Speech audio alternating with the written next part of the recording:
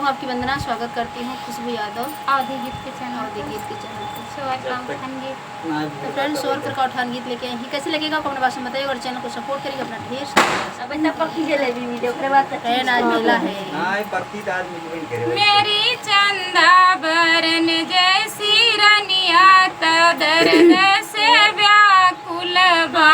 मेरी चंदा बरन जैसी रनिया तो दर्द से व्याकुल बा। माई गोड़ धरिला माई घोड़ पड़िला माई गोर धन वेदना से व्याकुल तोह का बोलाई रही हो। हाँ माई मोर घना माई मैया पड़िला माई मोर घना दरना से व्याकुल तोह का बोलाई रही हो। बेटा तोर धना हो बेटा तोर धना करवई जनानी भी रही बोलिया बोल रही हो।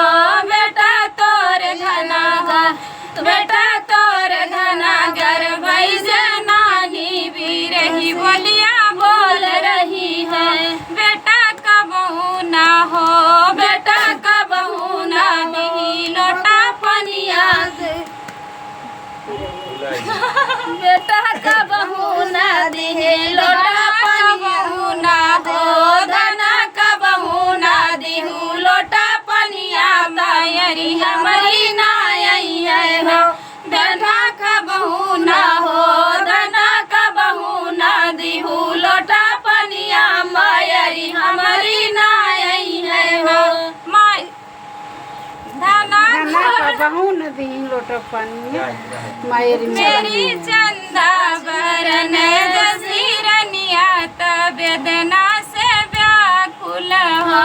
मारी गोड़ धरिला भाभी मैया पड़िला भाभी मोर धना गर्भ से व्याकुल तोह का बोलाई रही है। धना मोर धना गर्भ से व्याकुल तोह का बोलाई रही है। देवर तोर धना हो देवर तोर धना करवई नहीं बुलाइया तभी